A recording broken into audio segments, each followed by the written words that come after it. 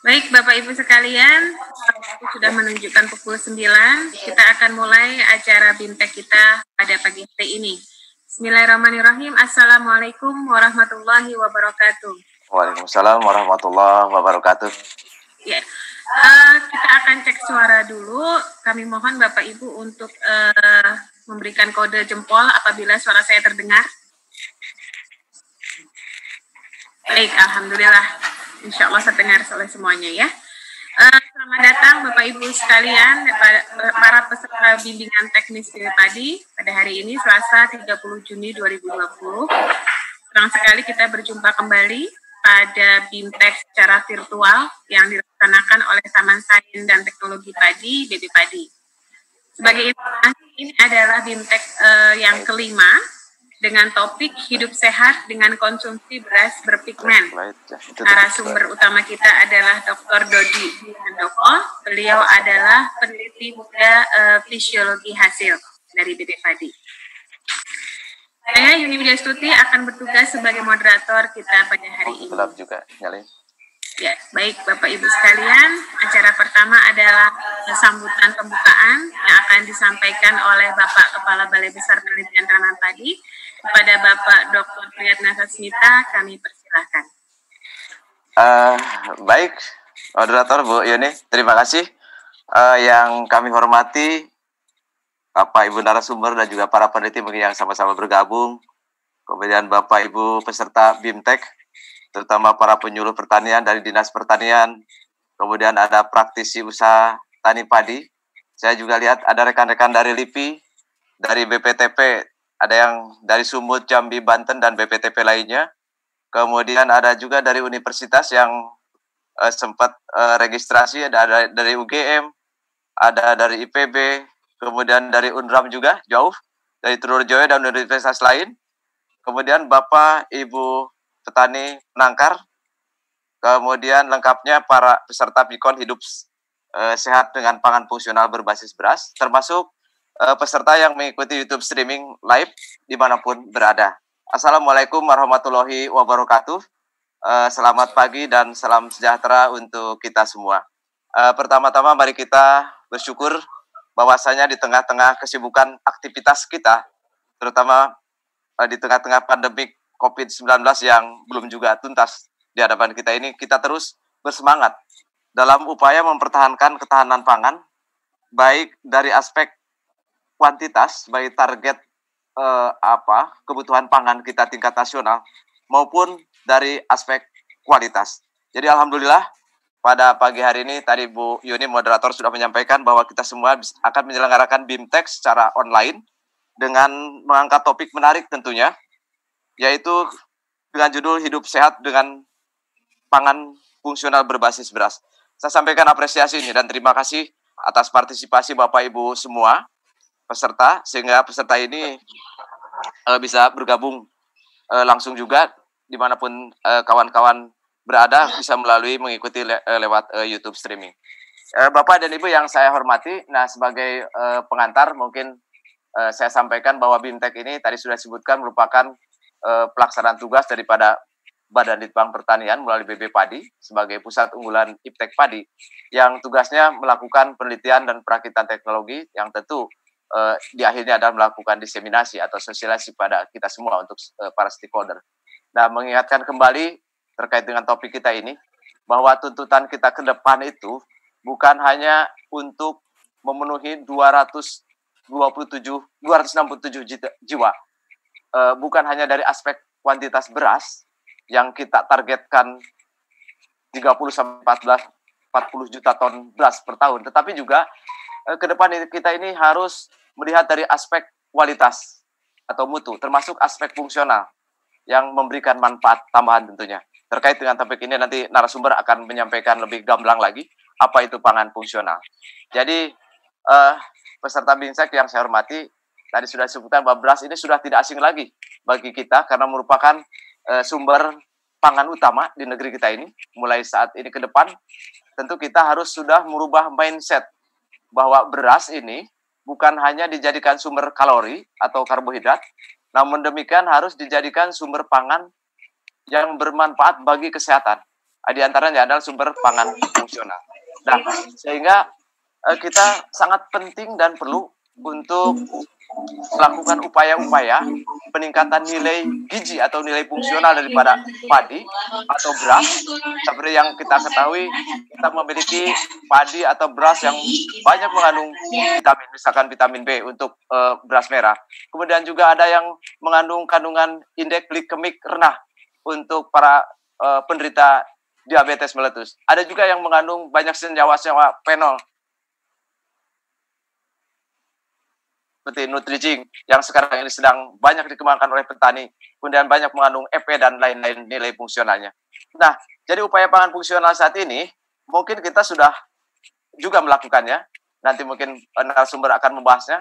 Kita sebenarnya telah melakukan upaya-upaya pemerintah yang dilakukan pemerintah, misalkan melalui suplementasi atau langsung memberikan nutrisi kepada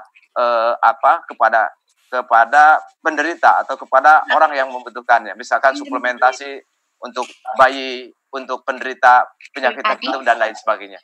Kemudian yang kedua, kita juga sudah melakukan fortifikasi atau pengkayaan dengan menambah nilai gizi nutrien pada bahan makanan. Dalam hal ini ada beras. Misalkan ada yang mengandung Fe dan lain sebagainya.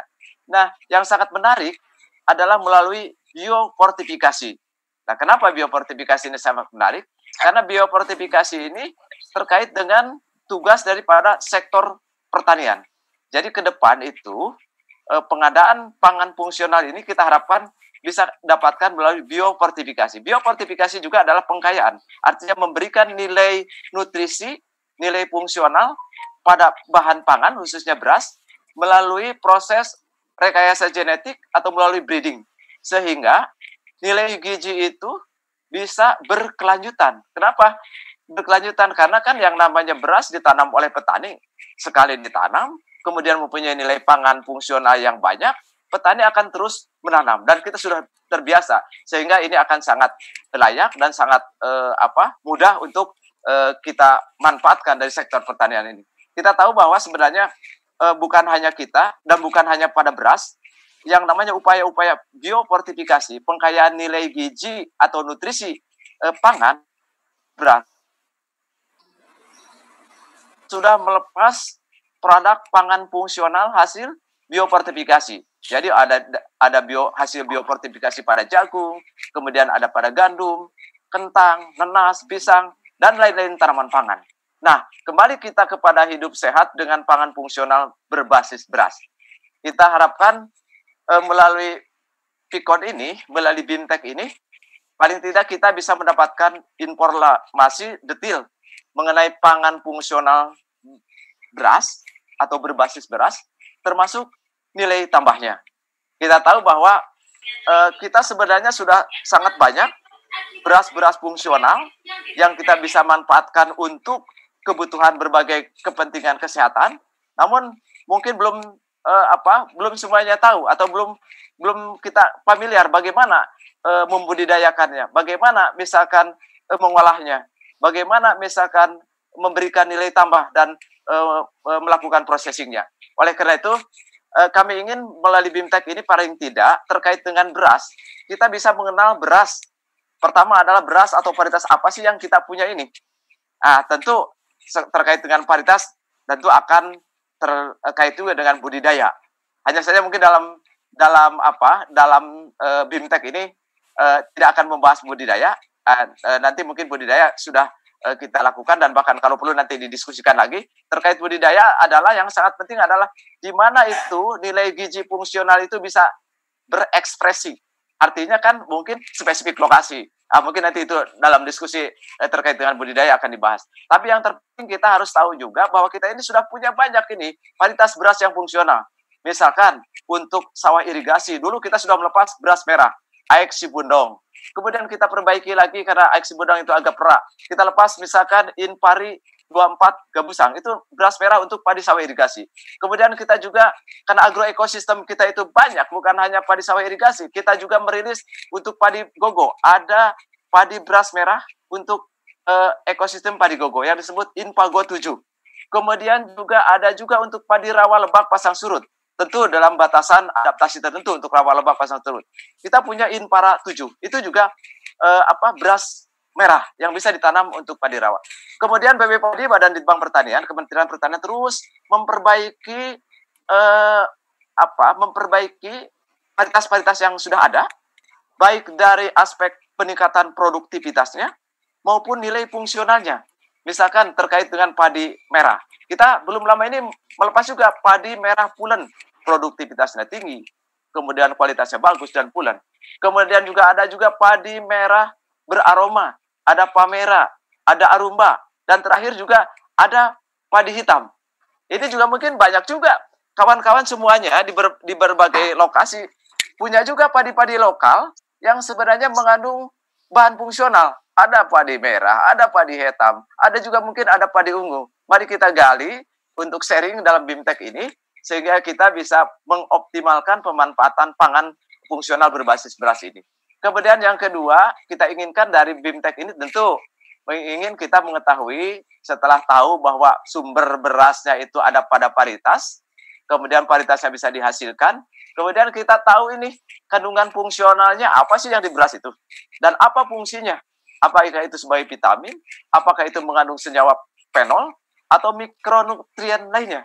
Nah, kebetulan narasumber kita ini, Pak Dr. Dodi Dwi Handoko itu adalah sebagai ahli fisiologi hasil, mungkin nanti akan membahas tuntas apa itu padi fungsional, beras fungsional, apa saja yang dikandung dalam masing-masing beras, dan apa fungsinya.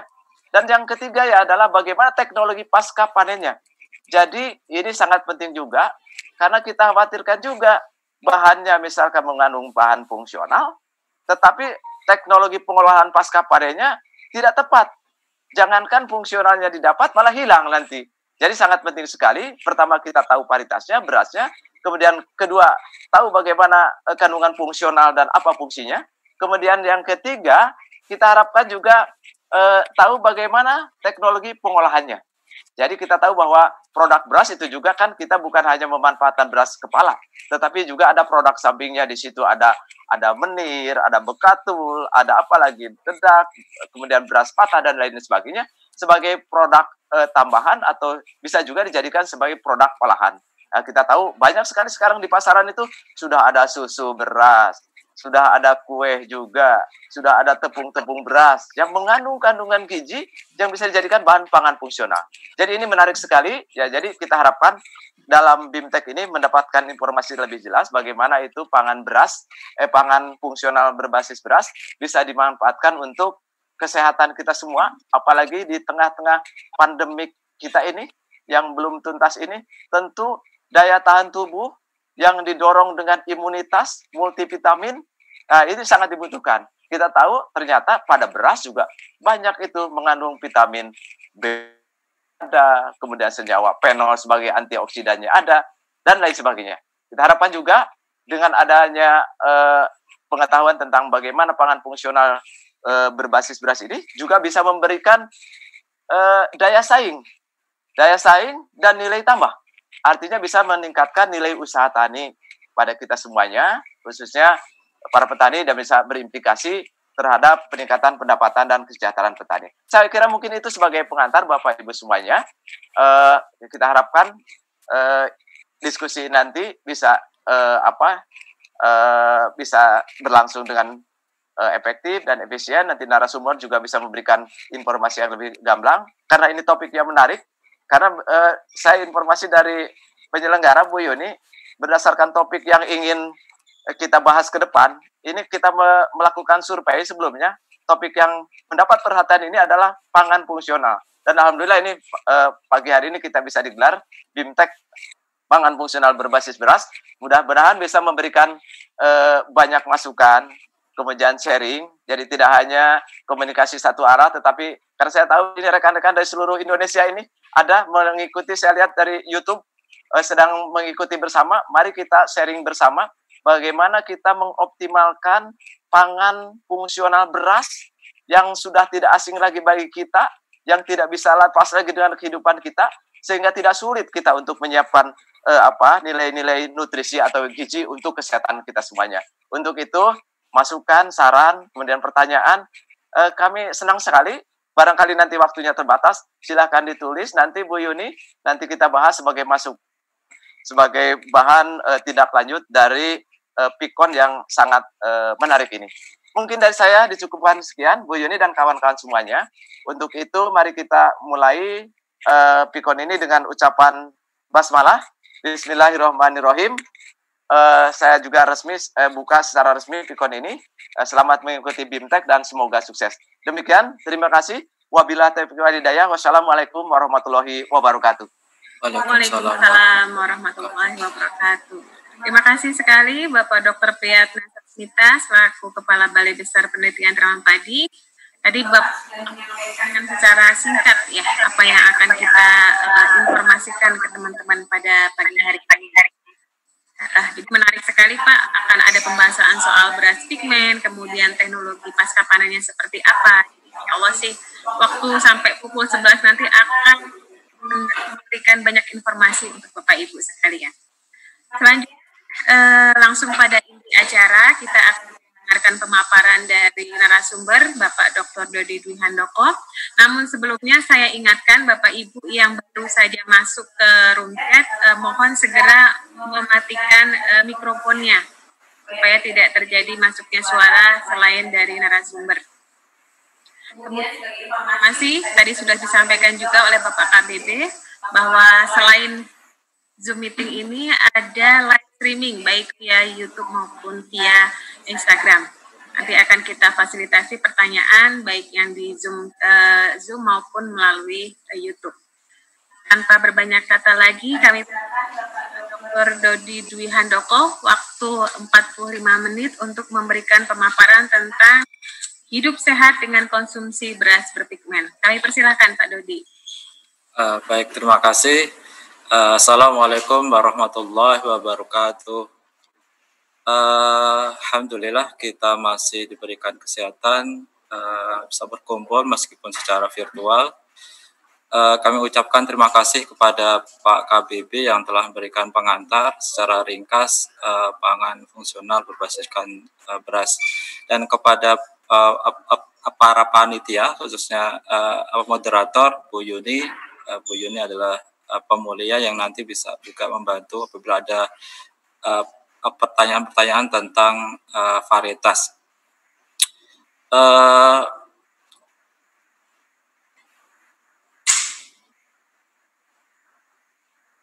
Terima kasih kepada para peserta. Ini para peserta sangat beragam ya, latar belakangnya. Ada yang dari petani, penyuluh, peneliti, bahkan akademisi, kemudian ada juga pelaku bisnis. Saya akan berusaha menjelaskan sesederhana mungkin, akan saya usahakan. Kemudian saya juga akan berikan contoh-contoh hasil-hasil penelitian. Itu tadi telah dijelaskan secara ringkas oleh Pak KBB tentang pangan fungsional berbasis beras secara ringkas. Kemudian atas beberapa masukan beberapa teman, topik materi saya ini akan fokus ke hidup sehat dengan konsumsi beras berpigmen. Secara umum masyarakat mengkonsumsi beras putih ya atau beras sosok, sehingga permintaannya sangat banyak. Kemudian permintaan atau supply dari beras berpigmen masih sangat rendah, meskipun saya belum sempat mencari data tentang itu. Kemudian konsumsi akan beras berpigmen ini perlu ditingkatkan tentu saja agar masyarakat memiliki kesempatan untuk mengkonsumsi beras berpigmen ini, kemudian bisa hidup sehat.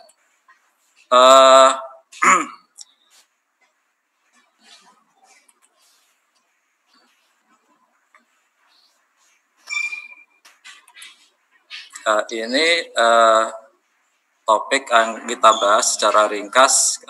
Kita berbagi tentang hidup sehat dengan konsumsi beras berpigmen.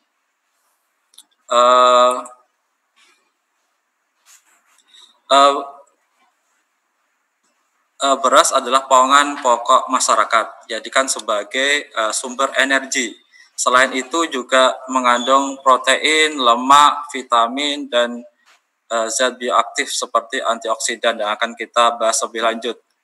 Seperti kita ketahui banyak jenis padi, yaitu ada padi putih, padi merah, padi hitam, padi aromatik, serta padi ketan. Ketika kita mengkonsumsi beras atau nasi, di dalam ingatan kita, pikiran kita ada proses penggilingan. Inti dari proses penggilingan adalah pengulitan, yaitu mengupas butir gabah menjadi beras pecah kulit. Beras hitam, beras merah, atau beras itu sebenarnya merupakan beras pecah kulit yang hanya dihilangkan kulitnya saja. Kalau itu beras sosoh atau beras putih itu melalui proses penyosoan. Selain beras utuh atau beras kepala, dalam penggilingan padi itu juga dihasilkan produk samping, yaitu menir, kemudian bekatul ataupun sekam. Ini struktur gabah secara umum. Ini adalah sekamnya ya. Sekam sekitar 20%, menyusun sekitar 20% dari biji gabah. Kemudian ada lapisan aileron yang nanti ketika digiling ini menjadi bekatul. Ini biasa kalau nama ilmiahnya perikap. Kemudian yang beras putih atau beras sosoh yang kita konsumsi ini adalah ini di sini. Kita perlu memiliki pola hidup yang sehat, kemudian konsumsi pangan dengan gizi yang cukup dan seimbang. Hal ini untuk meningkatkan daya tumbuh, kemudian juga mencegah timbulnya berbagai penyakit. Ya, seperti sekarang ini ada pandemik COVID-19. Kemudian telah dijelaskan juga oleh Pak KBB tadi, pangan tertentu memiliki fungsi ekstra selain mencukupi kebutuhan dasar gizi manusia. Sebenarnya ada banyak definisi tentang pangan fungsional atau pangan berklaim. Saya memilih yang ringkas yang bisa kita pahami, sederhana. Pangan fungsional atau pangan berklaim mengandung satu atau lebih komponen bioaktif yang berdasar kajian ilmiah, yaitu pembuktian uji klinis benar-benar mempunyai fungsi fisiologis yang terbukti bermanfaat bagi kesehatan serta dapat dipertanggungjawabkan. Klaimnya dapat berupa kandungan gizi, mengandung senyawa gizi tertentu, memiliki fungsi kesehatan tertentu, atau fungsi yang lain. Di sini kita berpindah ke padi. Di padi itu ada beberapa jenis padi yang potensial untuk dijadikan sebagai pangan fungsional, yaitu padi berpigmen, kemudian produk sampingnya bekatul juga berpotensi untuk dikembangkan sebagai pangan fungsional. Ini adalah kira-kira yang akan kita bahas. Yang pertama adalah pola hidup sehat. Apa itu pola hidup sehat? Di dalam pola hidup sehat itu ada pangan kita yang harus konsumsi, yaitu pangan sehat. Di sini Kementerian Kesehatan sudah mengeluarkan konsep isi piringku. Nanti kita bahas lebih lanjut. Kemudian sebagai salah satu sumber karbohidrat, di samping itu juga beberapa zat gizi yang penting lainnya adalah beras. Di sini beras berpigmen.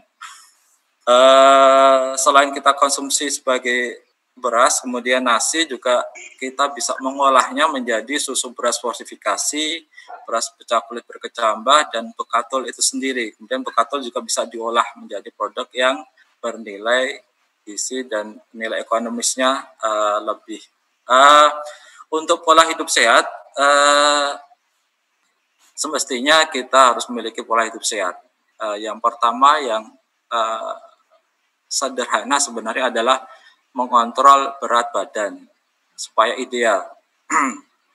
Karena ketika kita kegemukan atau bahkan obes, mudah terserang penyakit kardiovaskuler, ya, penyakit yang bersumber pada saluran darah, ya. Ada stroke, yang jantung dan sebagainya, diabetes, kanker dan seterusnya. berat badan yang ideal, ini ada konsep yang sangat sederhana, yaitu Body Mass Index, BMI, atau dalam bahasa Indonesianya Indeks Massa Tubuh, ya, IMT. Ada perhitungannya. IMT adalah berat badan, kemudian dibagi berat badan dalam kilogram, kemudian tinggi badan, ini kali tinggi badan, artinya kuadrat, ini dalam ukuran meter ya. Kemudian ini perhitungannya sederhana, misalkan ini wanita dengan tinggi badan 161 cm, kemudian berat badannya 58 kg, maka kita lihat IMT-nya adalah 22,37, dalam arti dia normal. Normal. Kalau kita lihat di sini, antara laki-laki dan perempuan memang IMT-nya yang perempuan sedikit lebih rendah. Kalau untuk tubuh berat badannya normal itu untuk wanita 17 sampai 23, untuk laki-laki 18 sampai 25. Kemudian kegemukan overweight itu 23 sampai 27 untuk wanita dan 25 sampai 27 untuk laki-laki. Kalau untuk obesitas sama, yaitu di atas 27 itunya IMT-nya. Cara sederhana ini adalah selain IMT juga ada pengukuran lain, yaitu lingkar perut atau lingkar pinggang. Ini normal, kegemukan, obesitas. Selain itu kita harus cermati pola kita makan, apa yang kita makan, kita konsumsi, dan porsinya. Ini Kementerian Kesehatan, ini yang digambar ini telah mengeluarkan konsep isi piringku. Ini pengganti dari slogan 4 sehat 5 sempurna ya. Selain itu juga Kementerian Kesehatan menyarankan minum air minimal 8 gelas per hari, kemudian aktivitas fisik atau olahraga secara teratur, jalan kaki, lari, atau aktivitas fisik yang lainnya selama 20-30 menit per hari. Poin keempat adalah mengelola stres. Kita tidak boleh stres, tidak boleh fokus pada kerjaan, tapi juga bersosialisasi, kemudian menyediakan waktu untuk keluarga, teman, serta beribadah. Kemudian yang kelima, yang juga tidak kalah pentingnya adalah perbaiki waktu tidur. Tubuh kita perlu tidur untuk recovery, untuk memperbaiki sel-sel yang rusak agar segar lagi. Rata-rata perlu waktu 7-8 jam sehari. Sebaiknya tidur mulai pukul 9 malam ya. Kemudian tidur pada ruang yang gelap. Itu secara ringkas kita fokuskan pembahasan kita tadi pola hidup sehat, kita langsung ke isi piring. Kemudian dari isi piring nanti kita fokus ke beras berpigmen. Kementerian Kesehatan memperkenalkan konsep makan sehat dengan gizi seimbang isi piringku. Ini lebih pragmatis, lebih mudah dimengerti. Ya. Isi piringku 2/6 ini dibagi 6 sebenarnya ya. Di satu piring ini dibagi 6. Ya. Kita perhatikan ini contohnya ya. Ini beras merah, meskipun saya lihat ini beras merahnya agak disosoh ini. Beras merah, ini pecel, sayur, ini porsinya beras merah sebagai sumber energi atau pangan pokok, ini porsinya 2/6. Kemudian ini sayuran, ini pecel kalau tidak salah, porsinya 2/6. Kemudian ini sumber protein, lauk, ini telur dan tempe, ini 1/6. Ini buah-buahan, di sini pisang rebus 1/6. Ini juga hampir mirip sumber protein, sumber karbohidrat sebenarnya tidak hanya beras ya. kita dianjurkan untuk mengkonsumsi pangan yang beragam. Kita bisa mengkonsumsi singkong, kita bisa ganti singkong, kita bisa ganti jagung, kentang, dan seterusnya. Sayuran sebagai sumber vitamin, mineral, dan serat, begitu juga dengan buah-buahan sebagai sumber vitamin, mineral, dan serat. Ini kira-kira secara umum kebutuhan kalori orang dewasa per hari itu bervariasi ya, tergantung berat badan, umur, aktivitasnya sehari-hari. Secara umum laki-laki adalah 2.500 kalori, sedangkan wanita 2.000 kalori. Nah, ini contoh makan siangnya yang sekitar 700 kalori. Makanan pokoknya kalau nasi itu 3 centong nasi sekitar 150 gram, bisa digantikan dengan kentang ataupun mie kering. Kemudian lauk pauknya bisa lauk hewani atau nabati, ini ukurannya. Kemudian sayuran, ini ukurannya. Kemudian buah-buahannya, ini bisa 2 potong pepaya, 2 potong jeruk sedang, dan seterusnya. Nah, seperti tadi, nasi yang kita konsumsi itu biasanya kan nasi putih atau nasi sosok. Kemudian sebenarnya ada pilihan yang lebih sehat, yaitu konsumsi beras merah, beras hitam, atau beras putih kulit secara umum. Itu lebih sehat dibandingkan beras sosok atau beras putih. Ini sebenarnya sebagai ilustrasi hasil penelitian. Ini beras merah dan beras hitam itu menurunkan plak aterosklerosis sklerotik pada ini hewan percobaan ini menggunakan kelinci. Demikian juga di sini sebagai ilustrasi, beras memiliki antioksidan yang beragam ya. Ada fenolik asid, flavonoid, antosianin, proantosianidin, tocoferol, tocotrienol, gamma oryzanol, dan pitik asid. Ya. Beras varietas tertentu yang kulit arinya berpigmen, berwarna merah, hitam, ataupun ungu, itu sering kita sebut sebagai beras berpigmen. Memang karena masih memiliki lapisan kulit bekatul atau dedak, ketika kita masak jadi nasi, rasanya teksturnya agak kenyal ya, tidak pulen.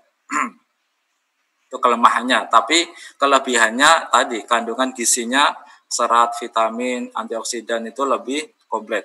Kemudian beras merah tadi sudah saya jelaskan. Kemudian ini beras berpigmen atau BPK atau bahkan bekatolnya itu menurunkan risiko penyakit kronis seperti diabetes, kanker, dan kardiovaskuler, stroke, jantung, dan lain-lain.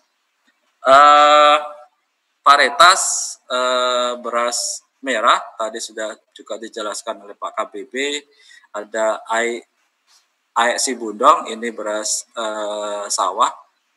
Ada Impari 24, ini padi sawah. Inpaku, ini padi kuku. Inpaku 7, Inpara 7, padi rawa, Pamera, Pamelan, Jeliteng, Aromba, dan seterusnya.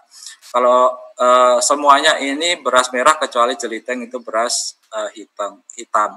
Sebenarnya juga ada ketan hitam, yaitu lupa saya, ketan hitam.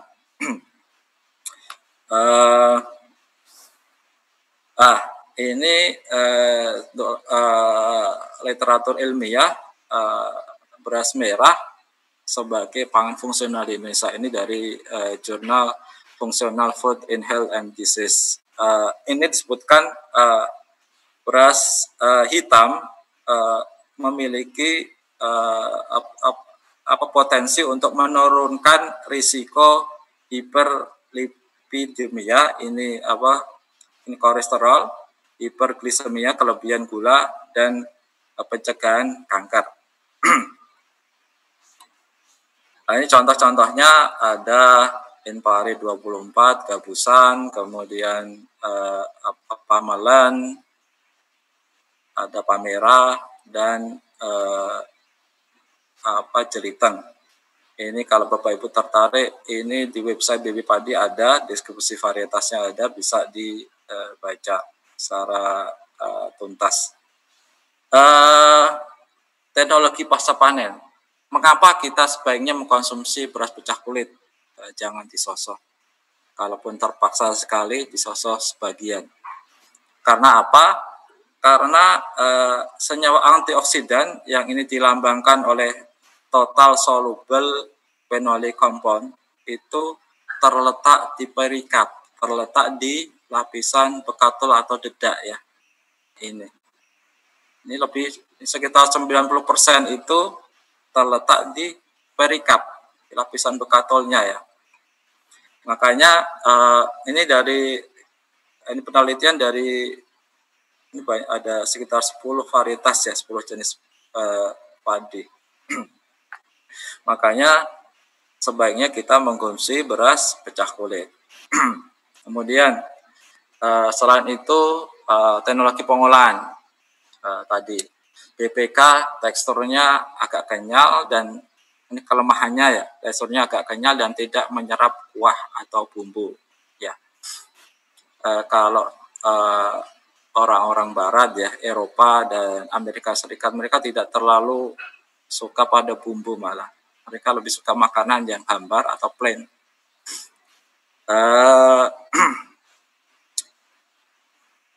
Selain dimasak jadi nasi biasa juga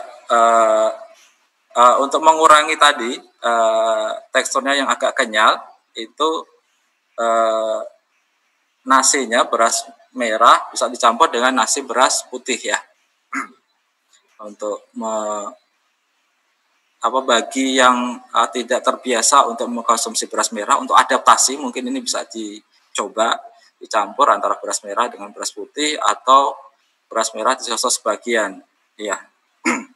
Selain sebagai nasi biasa juga bisa dimasak biasa, jadi nasi liwet, nasi bakar, nasi goreng dan seterusnya. Teknologi pasca panen yang kedua adalah digiling menjadi tepung. Ini beras pecah kulit beras merah, ini dibuat tepung. Sebenarnya secara komersial sudah banyak produk beras merah tepung ya. Beras merah secara turun-temurun digunakan sebagai makanan pendamping nasi.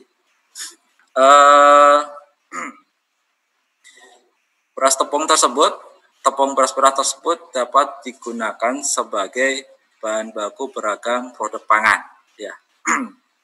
Meskipun tentu saja pengolahan beras menjadi nasi atau produk pangan yang lain akan mengalami penurunan kandungan antioksidan, aktivitas antioksidan atau senyawa-senyawa penyusunnya.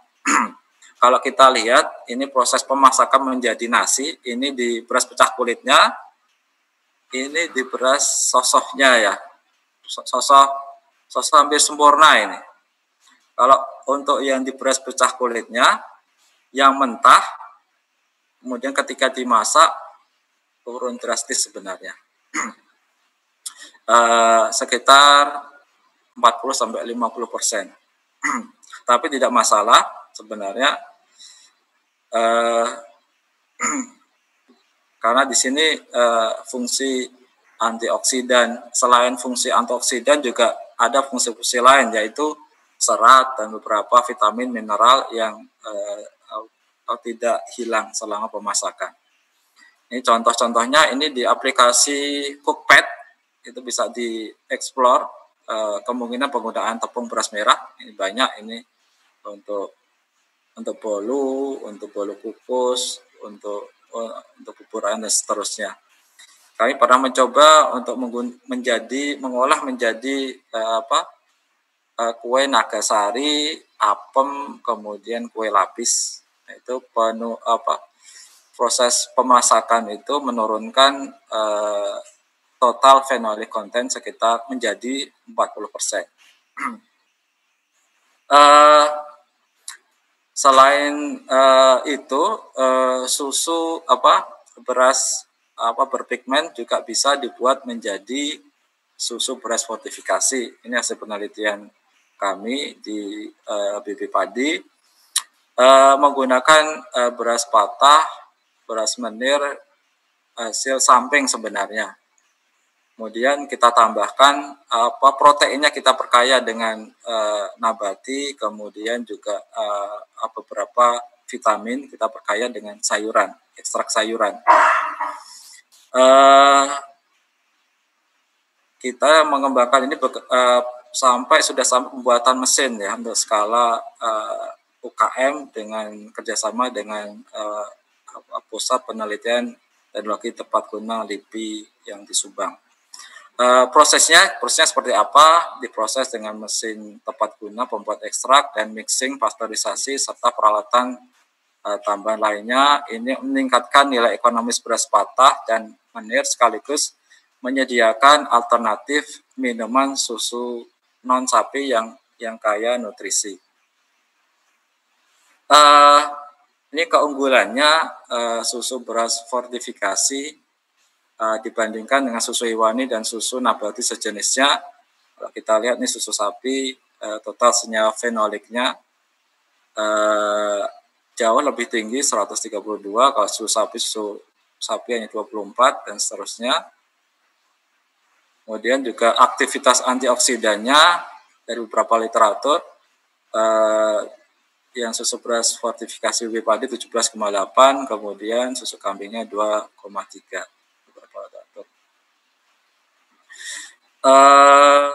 Susu beras fortifikasi mengandung vitamin A, vitamin B2, vitamin E, dan beberapa mineral, kemudian juga asam lemak tak jenuh, omega 3, 6 yang sangat baik bagi kesehatan.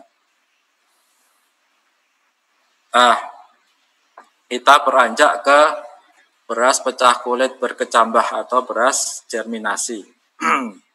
Ya seperti tadi, beras pecah kulit itu agak kurang disukai karena tekstur nasinya yang agak kenyal ya. Kemudian perkecambahan atau germinasi itu dapat memperbaiki tekstur nasi ya setelah dimasak, teksturnya lebih pulen. Kemudian yang selain itu juga yang lebih penting lagi ini menginduksi pembentukan senyawa-senyawa bioaktif seperti gamma aminobutyric acid atau GABA. Germinasi atau perkecambahan itu akan memperbaiki hiperglikemia, yaitu kelebihan kolesterol, meningkatkan sistem kekebalan tubuh, menurunkan tekanan darah, menghambat perkembangan sel kanker, dan membantu pengobatan gangguan kecemasan. Sebenarnya ini beras atau BPK berkecambah ini sudah biasa digunakan oleh masyarakat Jepang dan Korea. Ini beberapa literatur tentang germinated brown rice and its biofunctional compound. Kemudian juga ada yang lainnya. Sebenarnya secara pembuatan beras pecah kulit berkecambah itu sederhana. Ini prinsipnya ini merendam beras pecah kulit dalam air hangat, suhunya 35-40 derajat Celcius selama 10-12 jam, kemudian meniriskan air dan menjaga kondisi lembab selama 20-24 jam dan mengganti air setiap 3-4 jam selama periode perendaman. Nah, ini produksi nasional ini Gasol. Sebagai ilustrasi sudah ada produk komersialnya. Bekatol mengandung vitamin, mineral, serat, dan fitonutrien seperti orizanol, tocoferol, dan tocotrinol. Secara umum itu kandungannya bekatol dari beras putih ya. Kalau beras merah nanti akan ada senyawa lain yaitu antosianin dan proantosianidin. Secara umum beras bekatol dapat menurunkan risiko penyakit kronis seperti diabetes, kanker, kardiovaskuler. Kemudian juga, namun begitu, bekatol ini masih jarang atau belum banyak dimanfaatkan sebagai pangan fungsional ya. Karena apa? Karena banyak mengandung lemak triasilgliserol yang dia mudah tengik atau teroksidasi, kemudian secara umum hanya digunakan sebagai pakan ternak. Tapi sebenarnya teknologi untuk mengawetkan dedak atau bekatul itu sangat sederhana. Prinsipnya adalah pemanasan dengan ekstrusi, dengan membuat pelet, sangre atau pengukusan dengan suhu sekitar 90 sampai 135 derajat Celcius selama beberapa detik atau menit dapat meningkatkan umur bekatul. Ya. Kemudian dari beberapa penelitian juga dinyatakan pemanasan ekstrusi relatif tidak menurunkan kadar tokoferol dan tokotrienol, tapi menurunkan 26% orizanol. Ya, ini sebagai ilustrasi tulisan ilmiah Rice Bran Nutritional Value and its Emerging Potential for Development of Functional Food Review. Nah, ini kita pengen menajamkan lagi fungsi dari bekatul. Ini sebenarnya penelitian Pak Ardiansa, dia S3-nya di situ, kemudian bekerja sama dengan kami dari BB Padi, dan ada ini Pak Profesor Sama Budianto ini dari IPB. Setelah kita ketahui bekatul itu memiliki fungsi yang fungsional yang baik bagi tubuh, yaitu dapat memperbaiki hipertension, tekanan darah tinggi, hiperlipidemia, ini kelebihan kolesterol, dan hiperglikemia, ini kelebihan glukosa dalam darah. Kemudian pengen kita tingkatkan lagi aktivitas antioksidannya dengan apa? Yaitu dengan fermentasi menggunakan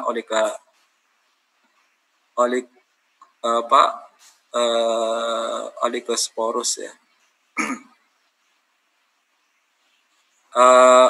Rhizopus oligosporus. Kita tingkatkan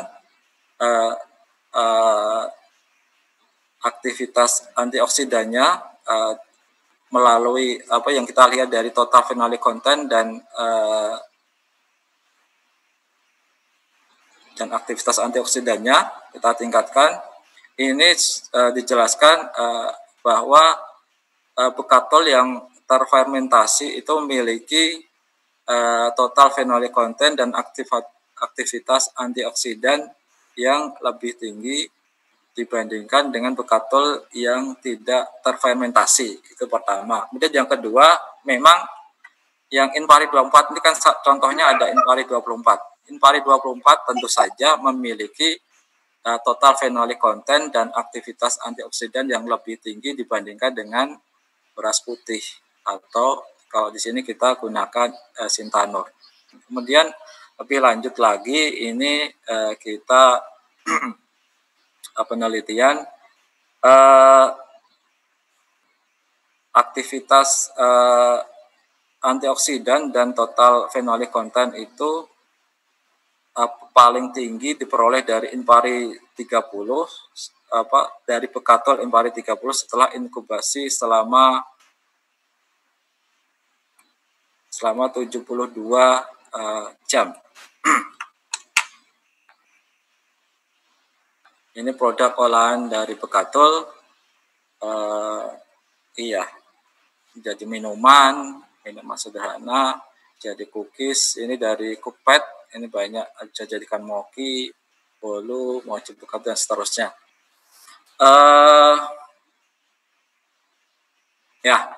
Sebagai penutup, nanti bisa kita diskusi ataupun baik Bapak Ibu yang ada pengalaman bisa sharing, berbagi informasi tentang potensi beras berpigmen sebagai pangan fungsional.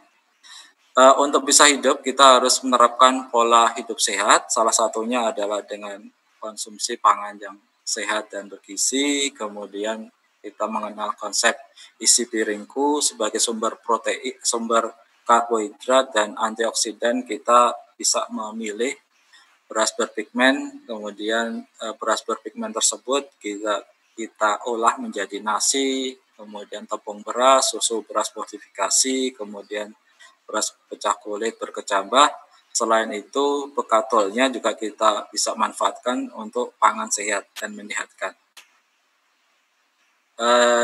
Demikian, terima kasih. Kami kembalikan ke moderator Bu Yuni. Baik, terima kasih Pak Dodi, pemaparan yang sangat menarik ya dari yang disampaikan Pak Dodi tadi. Ada beberapa poin nih yang saya catat sebelum kita nanti akan beralih ke sesi diskusi, bahwa kita perlu mengevaluasi dari isi piring kita. Tadi kan idealnya 2/6 ya, jangan-jangan kita 5/6, artinya kebanyakan karbohidrat dibanding komposisi lainnya. Kemudian Pak Dodi juga sudah mengenalkan berbagai macam beras berpigmen yang punya fungsi dan nutrisi yang berbeda-beda, sangat menarik karena saya lihat sekarang tren masyarakat kita sudah mulai memperhatikan lebih dari kesehatannya. Artinya beras-beras berpigmen ini sudah punya pangsa pasar tersendiri, mulai meningkat ya ininya, brandingnya. Dan kemudian Pak Dodi juga menyampaikan teknologi pasca panen yang sudah ada baik di BB Padi maupun di luar BB Padi. Menarik sekali ya apa tadi yang telah disampaikan. Kita akan masuk sesi diskusi. Jadi akan ada satu termin pertama. Ini sudah saya catat beberapa penanya baik melalui Zoom maupun melalui YouTube. Nanti mungkin sistemnya satu pertanyaan langsung dijawab ya. Baik, pertanyaan pertama saya sudah rekap. Bentar. Dari Ibu Ina Aristia. Bagaimana supaya beras fungsional menjadi menarik untuk dikonsumsi? Nah, ini terkait beberapa mungkin orang yang belum terbiasa makan beras fungsional ya Pak ya. Seperti anak saya aja kalau lihat beras merah, karena lihat warnanya beda, ini kemudian rasanya juga agak tidak seperti biasanya, jadi tidak tertarik untuk mengkonsumsinya. Baik, jadi pertanyaan supaya beras fungsional itu menarik untuk dikonsumsi, karena kadang-kala secara organoleptik tidak terlalu menarik. Monggo Pak Dodi, silahkan. Saya sudah tadi di PowerPoint, saya jelaskan sebenarnya ada dua cara. Kalau yang diperkenalkan ke orang itu beras pecah kulit, mungkin secara bertahap kita perkenalkan beras pecah kulit yang sedikit disosok. Di situ teksturnya lebih pulen ya dibandingkan dengan beras pecah kulit yang utuh ya. Itu. Kemudian yang kedua adalah dicampur ya, dicampur. Kita masak pertama nasi merah, kemudian yang kedua nasi putih, kemudian nasinya kita campur. Itu sederhananya begitu. Nasi merah dan putih bisa dimasak bercampur, dicampur kemudian dimasak. Cuma nanti ada beberapa kelemahan yang itu kan masaknya beda ya. Nanti beras pecah kulitnya masaknya lebih lama dibandingkan dengan beras sosok. Ya, saran saya ya tadi masak dua terpisah, beras merah, beras putih, kemudian nanti dicampur. Demikian. Cukup jelas ya Bapak Ibu sekalian. Nah, pertanyaan kedua ini dari Pak Juandi Siregar. Benih ya Pak, dari CV Mertoyudan.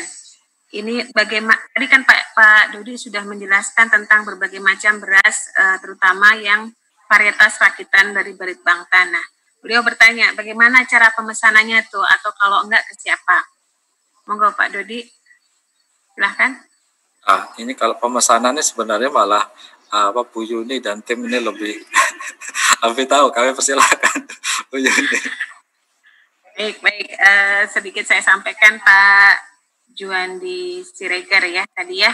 Tadi sepertinya Pak Andreas Kapila juga sudah mulai menangkarkan Impari 24 ya Pak. Sebagai informasi, Impari 24 itu memang salah satu varietas beras merah yang beberapa tahun yang lalu sudah mulai dikembangkan. Artinya untuk varietas-varietas berpigmen yang sudah misalnya 2010 sudah mulai dirilis, itu biasanya sudah ada di petani.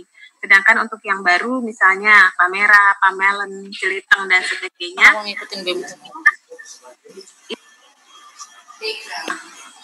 mungkin sebagai informasi di BB Padi ada unit produksi benih sumber. Tadi saya sudah menanyakan ke Bapak Kepala UPBS, manajer UPBS-nya. Nanti bisa dilihat Bapak Ibu, baik terutama bagi peserta yang merupakan penangkar benih ya, bisa dilihat di webnya BB Padi atau nanti kami share di Zoom chat ya, terkait link bagaimana memesan benih. Salah satunya adalah benih beras berpigmen. Nanti kita lihat ketersediaannya musim ini seperti apa, kemudian bisa dipesan. Biasanya kalau lebih dari 50 atau lebih dari tontonan ya, mau tontonan biasanya diminta untuk memesan satu musim sebelumnya.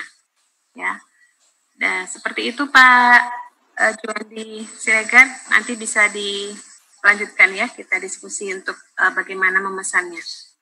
Oke, selanjutnya Pak Dodi, pertanyaan yang ketiga.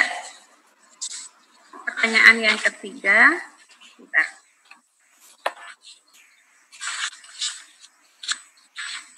Dari Bu Dr. Niwayan Sri Sumartini, Paperta Universitas Mataram.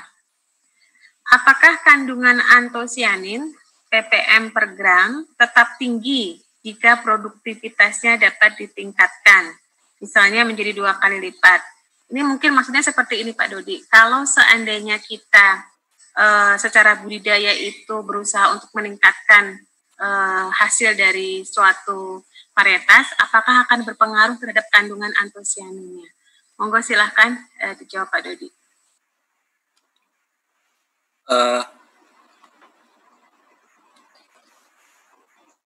Seperti tadi saya jelaskan, proses pengolahan seperti pemasakan, kemudian penyangkrean dan seterusnya, itu bisa menurunkan aktivitas antioksidan atau kadar senyawa penyusunnya. Misalkan dari 100 menjadi sekitar 35-70%. Itunya penurunannya. Itu kalau misalkan dengan proses pemulihan biasa kemudian menghasilkan beras merah atau beras hitam yang kadar aktivitas antioksidannya lebih tinggi 2 kali lipat juga, nanti proses di dalam pengolahan itu penurunannya ya polanya seperti itu, turun menjadi nanti sekitar kisarannya ya menjadi 35 sampai 70 ya, 70% dari kandungan awal ya itu. Kemudian jangan tadi saya kemukakan, sebaiknya jangan disosok, kalaupun kalau tidak terpaksa jangan disosok, karena sumber antioksidan, serat, vitamin itu ada di lapisan bekatul. Demikian Bu yang bisa saya jawab. Baik, terima kasih Pak Dodi. Baik, kita masih ada beberapa pertanyaan lagi dari Ibu Karina IPB. Jika senyawa bioaktif beras lalu dikapsulkan, apakah cukup visible untuk dilakukan hal itu? Jadi terus bagaimana pengaruhnya daya simpan apabila sudah diekstrak? Ini kayaknya pasca panen banget nih ya Pak Dodi ya. Kami persilahkan Pak Dodi.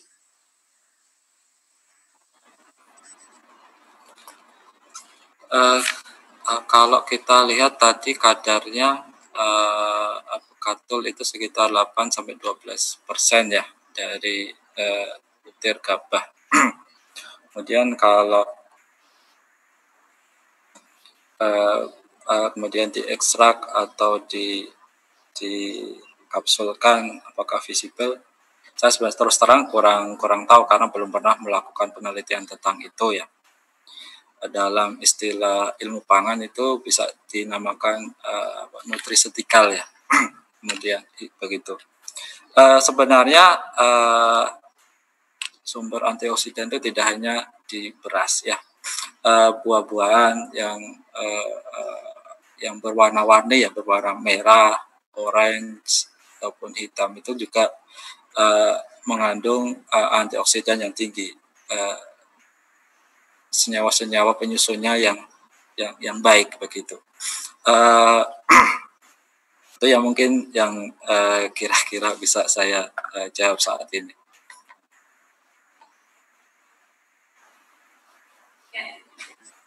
Baik, terima kasih Pak Dodi. Kemudian ada pertanyaan dari Ibu Nurullan Agustiani. Bagaimana tips dan trik mengenalkan dan mendiseminasikan beras fungsional ke petani yang belum pernah mengenal sebelumnya? Karena biasanya kalau petani belum kenal itu kita cara untuk petani tidak agak susah untuk menanamnya karena belum terlalu percaya bagaimana kualitas maupun produktivitas dari padi tersebut.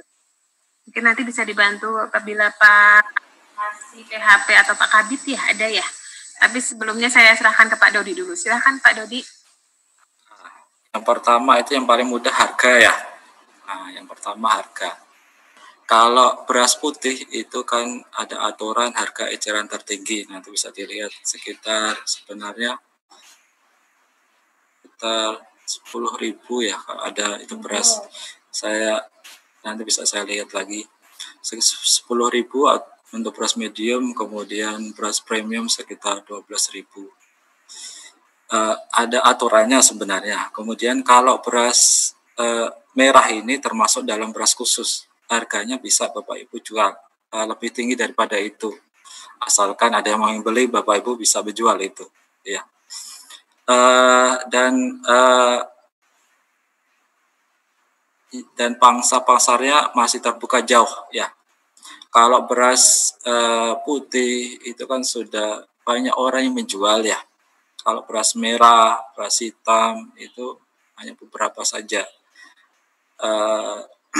Itu yang poin yang kedua ya. Kemudian poin yang ketiga, untuk meningkatkan harganya lebih lanjut dengan beras organik ya. Beberapa saya pernah berkunjung ke beberapa kelompok tani yang mengekspor beras ya, beras merah, beras pecah kulit nanti campur ke Singapura atau ke beberapa negara lain dengan harga yang jauh lebih tinggi itu.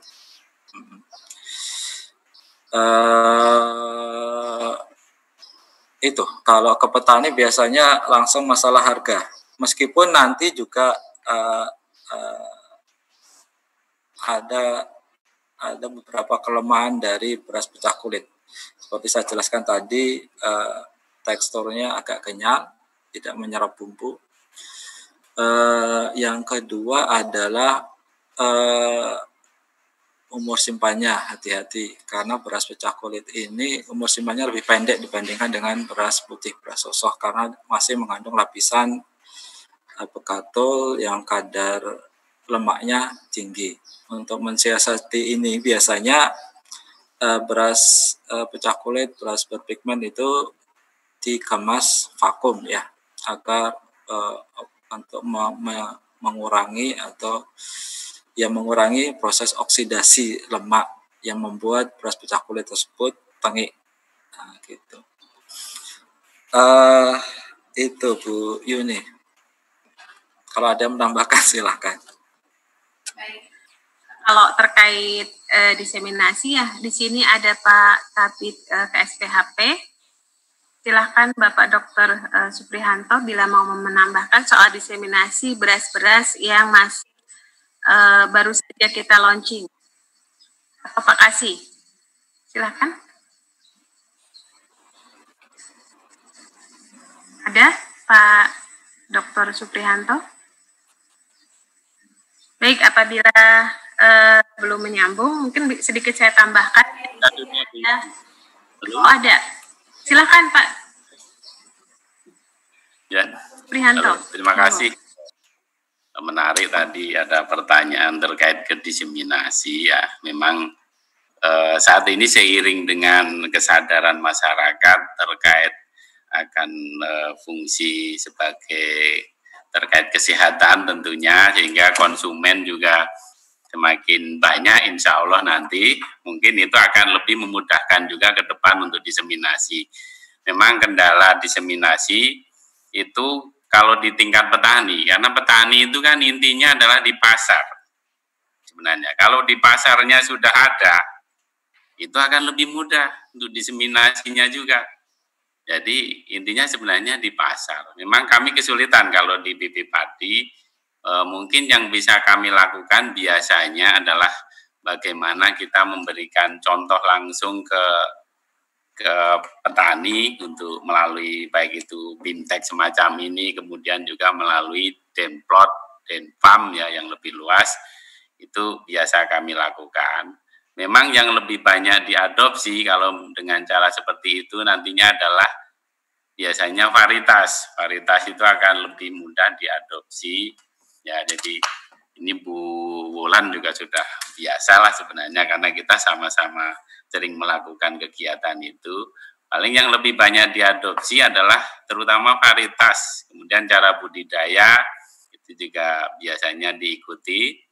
Tapi saya yakin kalau seiring dengan kesadaran konsumen untuk pangan sehat ya terkait ke varietas-varietas khususnya varietas yang berpigmen ini, beras berpigmen ini, kemudian juga varietas-varietas fortifikasi dan sebagainya ini saya yakin akan lebih mudah diadopsi. Itu kalau pasarnya. Nah, terkait dengan pasar kan kita tidak bisa ya secara ini turut campur langsung gitu. Kalau di BP Padi tupoksinya mungkin kurang mengarah ke sana, tetapi yang bisa kita lakukan memang lebih banyak ke memberikan contoh bagaimana budidayanya, memperkenalkan varietasnya, kemudian bagaimana keunggulannya itu ke masyarakat langsung seperti dengan cara seperti BIMTEK dan juga dengan Denpam.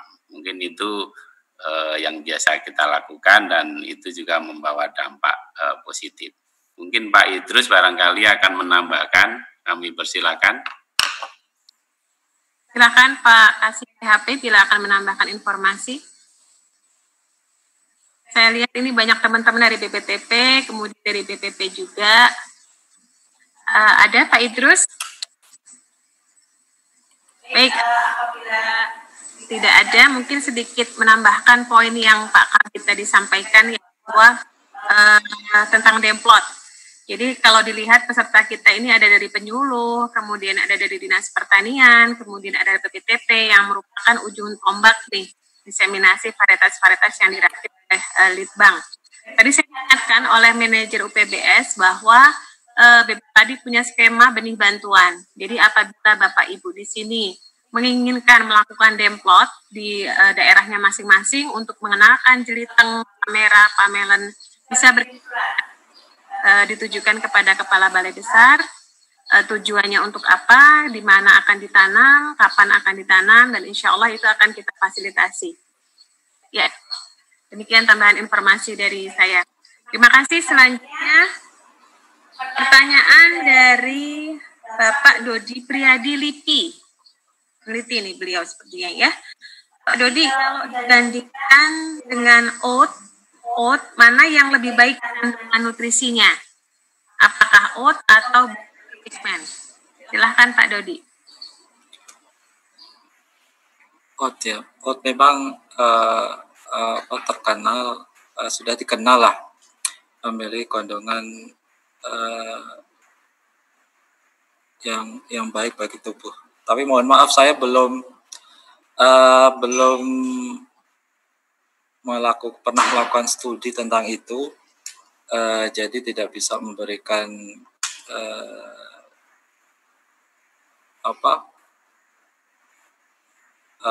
jawaban atau respon.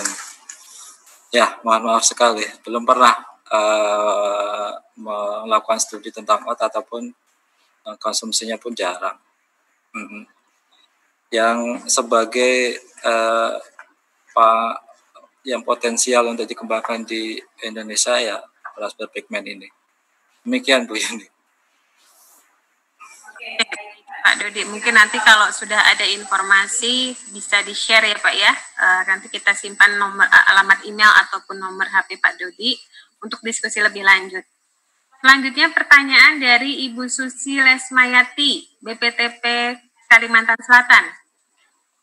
Bagaimana sebaiknya penyimpanan beras pecah kulit atau beras yang sedikit disosor? Karena beras pecah kulit ini cepat rusak dibandingkan beras yang disosor 2 kali. Apakah baiknya disimpan di dalam refrigerator atau bagaimana? Mohon tanggapannya Pak Dodi, silakan. Iya,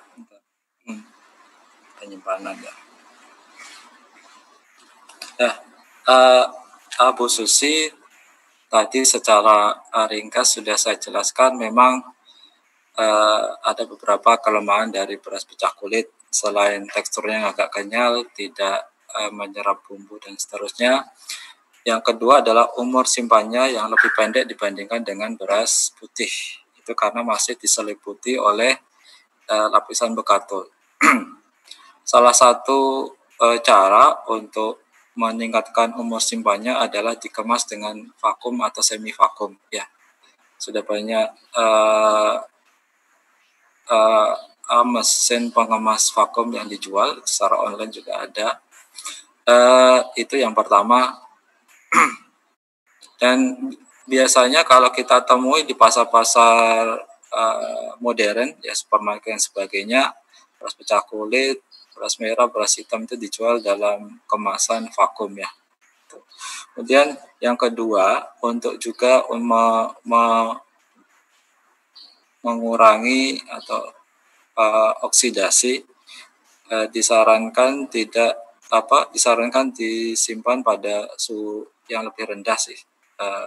Kemudian juga jangan kena matahari langsung ya, dapat menyebabkan oksidasi lemak yang banyak dikandung di lapisan yang menyelimuti beras pecah kulit atau beras berpigmen. Demikian Bu Yuni. Baik. Terima kasih. Demikian jawaban untuk Bu Susi. Selanjutnya, ini karena masih ada beberapa pertanyaan, jadi belum saya buka untuk pertanyaan langsung. Masih kita fokus pada pertanyaan via Zoom maupun via YouTube ya Bapak Ibu ya. Pertanyaan dari Bapak Karsidi. Ada 2 pertanyaan. Mana yang lebih tinggi kandungan vitamin dan beras dengan tanaman hortikultura? Yang kedua, mana yang lebih tinggi kandungan vitamin dan antioksidan beras budidaya dengan menggunakan kimia, pupuk kimia, pestisida dan sebagainya yang bersifat kimia dibandingkan dengan budidaya dengan sistem organik? Silahkan Pak Dodi.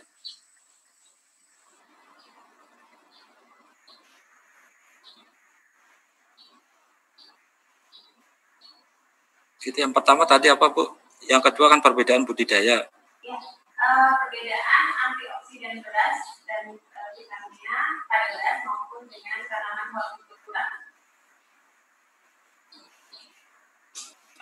Sayur-sayuran yang maksudnya.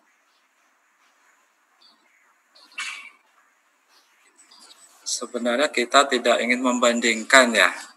Kita ingin menambahkan ya. Itu karena yang sebagai pangan pokok masyarakat Indonesia kan beras. Selain sebagai sumber energi juga bisa dimanfaatkan senyawa lain yang terkandung dalamnya, yaitu senyawa-senyawa yang memiliki aktivitas antioksidan, di situ ada serat dan seterusnya. Itu sebenarnya intinya seperti itu, dan strategi ini, cara ini bagus untuk masyarakat biasa ya, yang memang kemampuan ekonominya terbatas. Dia jarang mengkonsumsi buah atau sayur pun kadang-kadang ya. Baik Bapak Ibu yang telah memiliki pengetahuan yang lebih, memiliki nilai ekonomi yang lebih. Yang dianjurkan seperti tadi prinsip konsep isi piringku ya, asupan dari protein, mineral, senyawa antioksidan dan sebagainya ya ditambah dengan dari sayuran dan buah-buahan gitu. Tidak harus kita kita pertentangkan atau kita bandingkan ya. Untuk pola hidup sehat tadi cara porsi makannya tadi karbohidrat itu 2/6, kemudian sayur 2/6, lauk seperti 1/6, kemudian buah 1/6, itu yang mestinya kita anut ya. Jangan hanya mengandalkan asupan protein, vitamin, mineral dari beras. Demikian Bu Yuni. Yang tadi ya, pertanyaan yang kedua belum ya? Yang perbedaan perbedaan budidaya konvensional, beras budidaya dengan organik ya. Dan organik. Terus terang saya belum melakukan semacam penelitian tentang itu ya. Jadi belum bisa menjawab. Demikian Bu.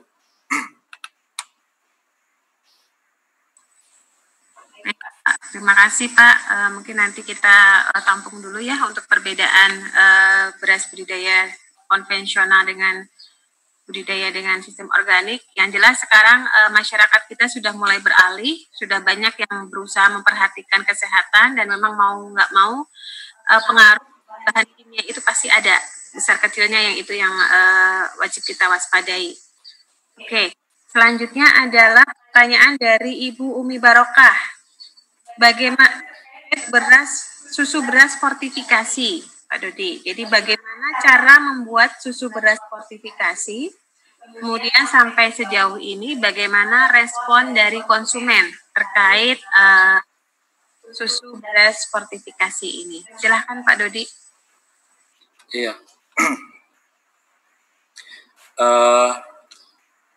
Susu beras fortifikasi sebenarnya di kami masih dalam tahap penelitian, tetapi boleh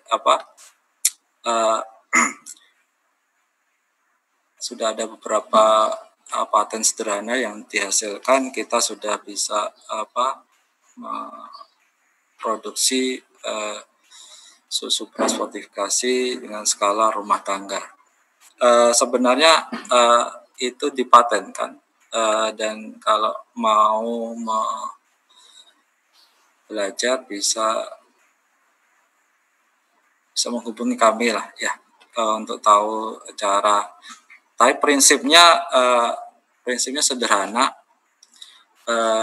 itu nasi diekstrak, kemudian sayuran yang mengandung vitamin A dan seterusnya kita ekstrak, kemudian kacang-kacangan yang tinggi ada proteinnya, terutama yang mensuplementasi asam amino yang tidak ada di beras, kita ekstrak, kemudian kita jadikan susu beras fortifikasi. Itu Yuni.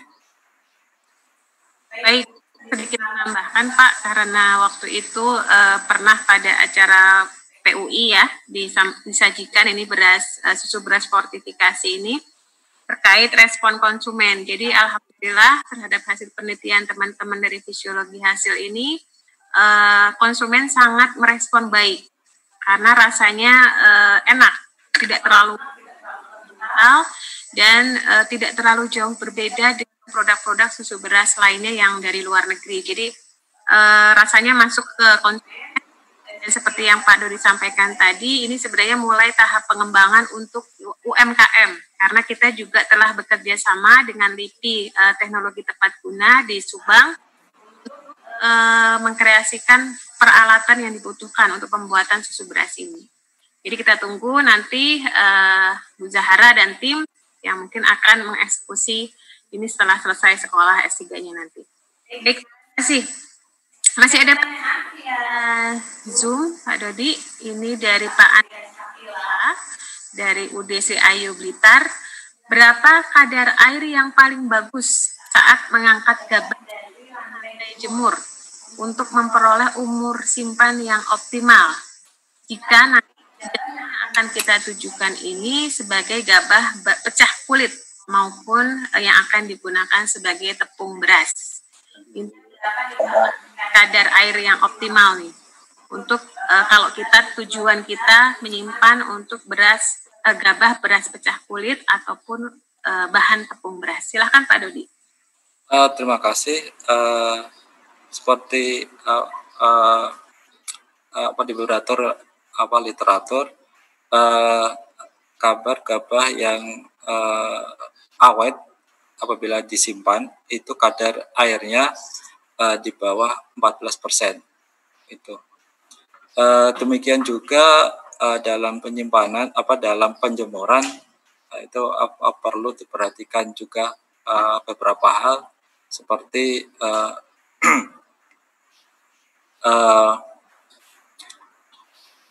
seperti tebalnya, jangan terlalu tebal, jangan terlalu tipis, karena kalau terlalu tipis nanti terlalu panas.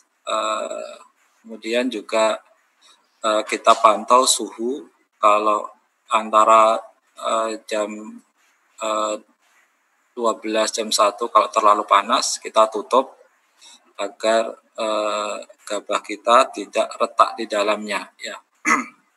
Dan ada beberapa teknik lain yang seperti ketika kita sore hari ini gabah telah kita jemur dan kadar airnya kita telah cek dengan moisture test, itu gabah tersebut jangan langsung kita giling ya, sebaiknya dibiarkan dulu semalam, kemudian baru kita giling. Kalau langsung kita giling kan banyak yang patah karena kadar airnya masih suhu di butir gabahnya masih tinggi. Kalau kita langsung kita gabah akan banyak, kita giling kan banyak yang patah. Demikian Bu Yuni. Ya, baik Pak Dodi. Demikian tadi Pak Andreas Kapila tips-tips dari teman Pak Dodi soal bagaimana pengelolaan untuk pasca panennya ya. Nah, tahan dulu bagi yang mau bertanya secara langsung. Saya akan membacakan pertanyaan yang lewat YouTube dari Ibu Nita Kartina. Ada 2 pertanyaan Pak Dodi. Pertanyaan pertama, apakah ada aturan tentang range persentase atau keuntungan sampai berapa persen dalam penjualan ke konsumen? Ini kaitannya secara harga ya, ya. Berapa yang bisa diambil keuntungannya apabila kita mau menjual ke konsumen. Itu pertanyaan pertama. Yang kedua, apakah beras khusus, baik beras merah maupun beras hitam, itu memiliki indeks glikemik yang rendah? Monggo silahkan Pak Dodi.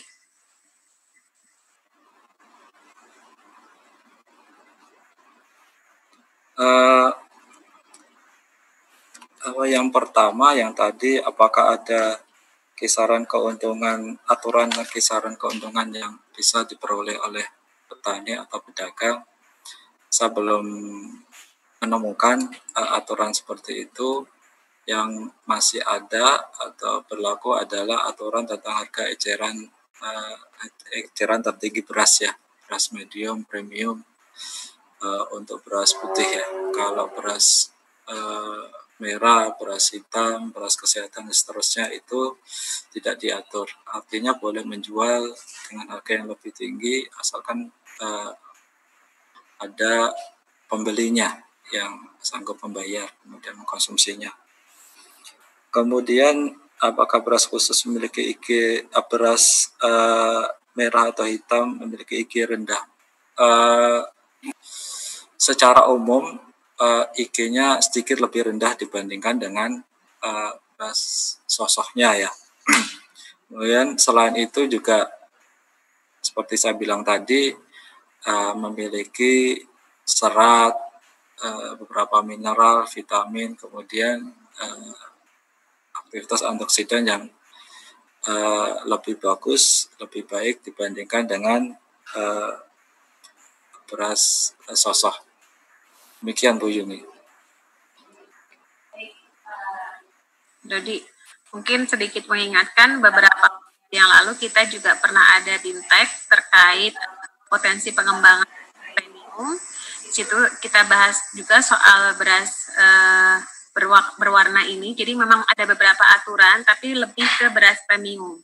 Nanti mungkin Bu Nita bisa di webnya BB Padi tentang materi yang kemarin dibaca lebih cermat lagi tentang aturan harga untuk beras premium. Di dalamnya termasuk beras berpigmen. Selanjutnya pertanyaan dari Ibu Dr. Iswari Dewi, BB Biogen. Yang pertama, ada 2 pertanyaan nih Pak Dodi. Yang pertama, apakah kadar antosianinnya sudah ada data tersedia pada padi-padi beras hitam? Ini yang khusus jeliteng ya Pak Dodi ya. Bagaimana kadar antosianinnya, sudah ada datanya atau belum? Dan apakah sudah bisa diakses? Mungkin kelanjutannya seperti itu ya. Nah, bagaimana cara menyimpan benih-benih padi yang warna ini supaya lebih lama? Karena dari pengalaman dibandingkan padi biasa, viabilitas benih-benih padi berwarna ini lebih cepat turun. Monggo silahkan dijawab Pak Dodi. Ya, tentang pengukuran antosianin ya, kami masih ada beberapa kesulitan teknis. Pembacaan dengan spektroskopi itu bervariasi ya, pengukuran dengan metode pengukuran antosianin kami masih bervariasi sehingga belum berani menampilkan data tentang itu. Yang kita lakukan, kita tampilkan adalah data total phenolic content, yaitu merupakan kumpulan senyawa-senyawa fenolik yang ada di beras berpigmen, mencakup di dalamnya adalah antosianin itu.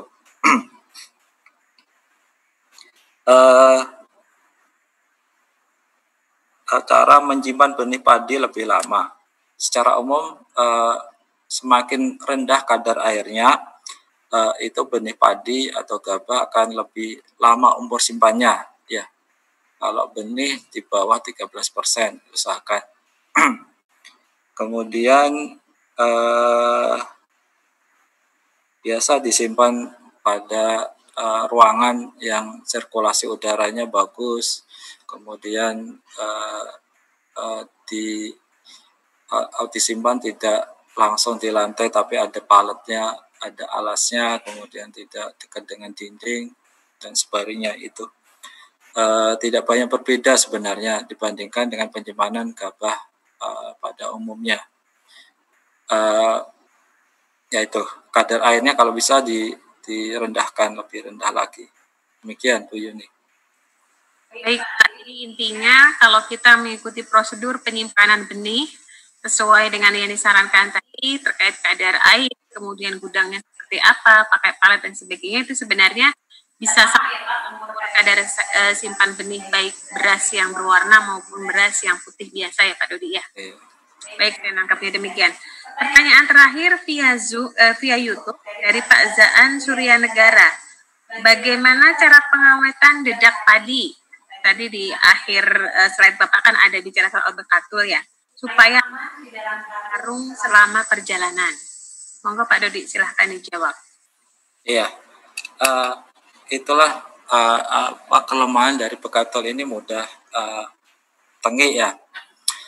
Cara untuk stabilisasi untuk mengawetkan bekatul adalah dengan pemanasan seperti saya bilang tadi, ya bisa dilakukan dengan sangrai, pupus, atau dengan ekstrusi ya. Dicoba-coba saja, sederhana sebenarnya, pemanasan pada beberapa menit itu bisa. Itu. Baik, Pak. Ini masih Bu Iswari masih penasaran sepertinya Pak, menanyakan tadi kan artinya untuk pengukuran kadar antosianin kan belum bisa dilakukan di lab BB Padi ya. Beliau menanyakan merekomendasikan ke lab mana nih untuk melakukan pengukuran kadar antosianin. Silakan Pak Dodi. Harus dicari di nantilah kami browsing di beberapa layanan analisis ya. Biasanya kami analisis di ini bukan iklan di Saraswanti dan atau lab-lab yang lain lah. Gitu. Akreditasi, baik. Iya. Baik. Di sini kan ada peserta dari IPB, dari PI juga ya. Di sini nanti bisa memberikan informasi, mungkin bisa dicatat di Zoom group chat kita. Baik, demikian Bapak, pertanyaan yang melalui Zoom dan YouTube sudah ditanyakan semua ke Pak Dodi. Nah, sekarang kami membuka untuk pertanyaan langsung. Selama 30 menit kami persilahkan Bapak Ibu. Ibu Adari Citra Kusuma yang sudah raise hand ya. Silakan Ibu Adari Citra Kusuma langsung bertanya kepada narasumber kita.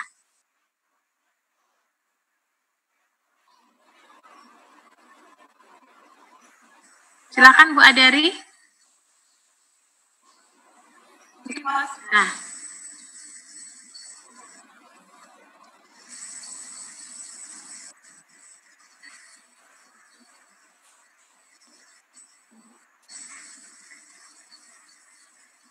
Bu Adari Citra Kusuma tadi sudah raise hand, ingin menanyakan sesuatu.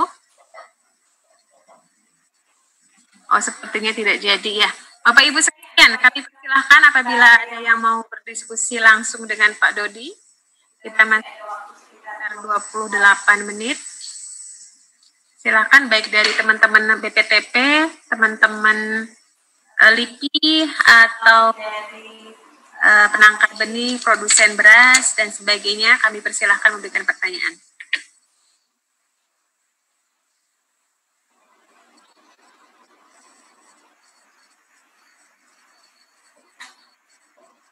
Baik, belum ada nih yang langsung menanyakan.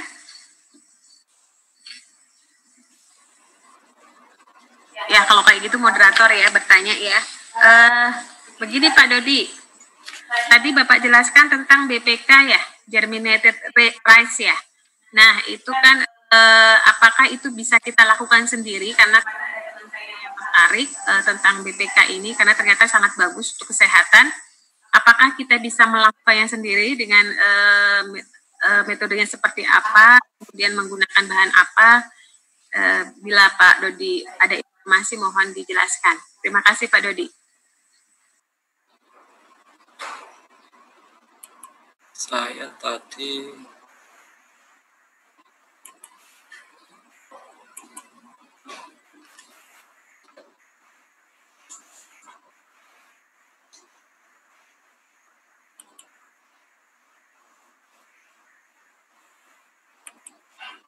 iya.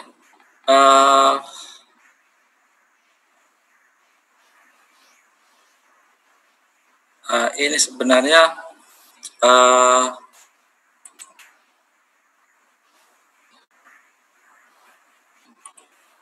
ya, itu dapat dilakukan sendiri ini. Itu beras pecah kulit dapat dikecambahkan dengan ini. Kalau kita mengikuti prinsip sederhana ini bisa. Yang pertama itu merendam gabah atau BPK ya dalam air hangat 35-40 derajat Celcius selama 10-12 jam. Kemudian meniriskan air dan menjaga kondisi lembab selama 20-24 jam. Dan mengganti air setiap 3-4 jam selama periode perendaman. Iya. Sederhana, tidak memerlukan peralatan khusus. Cuma ya kita harus menyediakan waktu untuk mengganti ini yang agak memerlukan upaya ini. Mengganti air setiap 3-4 jam selama perendaman. Oke. Jadi materi yang digunakan adalah BPK ya Pak Dodi ya? Iya, beras pecah kulit ya. Oke, baik. Terima kasih. Menarik Pak Dodi. Nanti saya sampaikan ke teman saya. Bapak Ibu sekalian, sambil mungkin menunggu waktu, bila ada yang mau berdiskusi langsung, silahkan raise hand. Nanti kami akan share link yang bisa Bapak Ibu klik apabila Bapak Ibu ingin mengetahui stok yang ada di BB Padi. Ya, jadi UPBS nanti akan ada link tersendiri. Apabila ingin membutuhkan benih bantuan, nanti bisa menghubungi salah satu di antara panitia yang ada di grup. Kemudian membeli beras fungsional nih. Tadi kan Pak Dodi sudah menyampaikan ada pamera, ada jeliteng, ada pamelan dan sebagainya, ada tarabas juga. Nah, kita sudah ada produk beras premium Bapak Ibu namanya Belindi. Itu beras premium, artinya beras kepalanya tinggi, banyak, kemudian kita dalam 2 kiloan, dan itu bisa Bapak Ibu beli di koperasi BB Padi. Nanti akan kami sampaikan, dan ada IG Instagram, akun Instagram Belindi, itu juga dikelola di BB Padi, nanti bisa diakses untuk informasi lebih jelasnya. Baik. Bapak Ibu, masih ada pertanyaan yang mengganjal terkait dengan materi topik kita pada hari ini? Silahkan raise hand bagi yang mau berdiskusi langsung. Ya, dari BPTP ada yang mau bertanya? Atau dari BPP, para penyuluh nih? Ini ujung tombaknya informasi pertanian di Indonesia nih, yang langsung terjun ke petani. Jadi tadi ada yang menanyakan bagaimana supaya sampai diseminasi ke petani.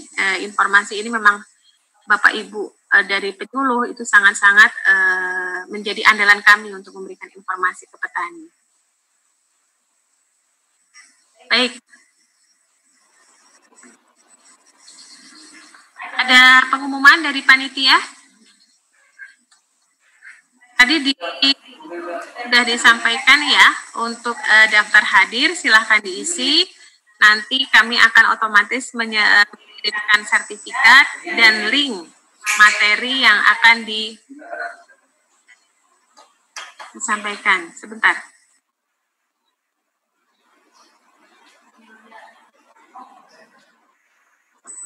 Silahkan, ada yang bertanya?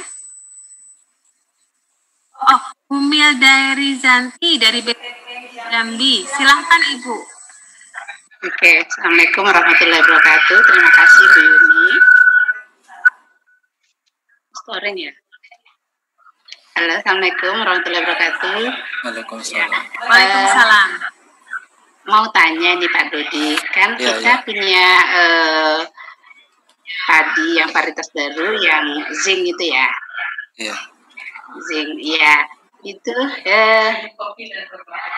gimana kalau itu sudah ada nggak penelitiannya di beras? Ini kan yang berpigmen itu kayak antioksidan. Sementara yang zinc, ya, itu kan juga bagus ya untuk gizi. Nah, sudah adakah itu penelitian untuk menyilangkan antara zinc dengan yang berpigmen? Demikian Ibu. Terima kasih. Assalamualaikum warahmatullahi wabarakatuh. Waalaikumsalam warahmatullahi wabarakatuh. Silakan Pak Dodi langsung dijawab. Saya belum dapat informasi, malah mungkin Bu Yuni yang lebih tahu informasi yang lebih detail tentang itu ya. Silakan Bu Yuni. Saya lagi. Baik Bu Milda nanti BPTP Jambi ya. Jadi Ibu benar sekali, kita sudah punya Inpari IR Nutrizing. Itu memiliki kandungan zinc yang lebih tinggi dibanding padi-padi tipe lainnya. Nah, saat ini kita masih fokus pengembangan di 9 provinsi yang dianggap angka stuntingnya tinggi. Jadi ini padi yang istilahnya ditujukan untuk menurunkan angka stunting di beberapa daerah. tidak menutup kemungkinan ini akan dikembangkan juga di daerah-daerah lain. Untuk informasi kandungan zinknya, angka persisnya saya kurang ingat Ibu, tapi yang jelas dia memiliki kandungan zinc yang bermanfaat untuk ibu-ibu hamil supaya anak yang dilahirkan nanti tidak mengalami kekurangan zinc yang menyebabkan stunting atau kerdil. Ini sudah menjadi program nasional Bu, kami bekerja sama dengan Direktorat Serealia untuk pengembangannya di 9 provinsi. Demikian Bu Milda Rizanti. Ya, saya bisa menambahkan. Monggo Pak Dadi. Ini Inpari Nutrizing ini kan dikembangkan dengan proses pemulihan biasa, ya, breeding. Kandungan zinknya itu sedang ditingkatkan dengan kan nggak bisa langsung tinggi, ya, ditingkatkan Pak Untung penelitinya sedang menyiapkan galur-galur untuk membuat varietas Nutrizing yang kadar zinknya lebih tinggi. Dan ide Ibu untuk menciptakan beras berpigmen dengan kadar zink yang tinggi itu sangat menarik. Ini mungkin disampaikan ke pemulihannya Pak Untung dan Kak dan timnya. Demikian, terima kasih. Baik, makasih Pak Dodi. Demikian Bu Milda Rizanti ya. Ini masih ada pertanyaan lanjutan nih dari Pak Andreas Kapila, nih masih penasaran soal varietas beras merah Pak Dodi. Beberapa varietas beras merah memiliki kadar warna merah yang berbeda. Jadi ada yang merahnya merah tua, ada yang merahnya biasa, ada yang lebih muda gitu, mungkin yang maksud Pak Andreas ya. Apakah kadar antosianin itu berbanding lurus dengan tingkat kemerahan warna beras? Ya. Untungnya demikian, ya. Kadar antosianin itu korelasinya baik dengan penampilan warnanya, ya. Semakin gelap, semakin hitam, itu kadar antosianinnya semakin tinggi. Makanya di beberapa literatur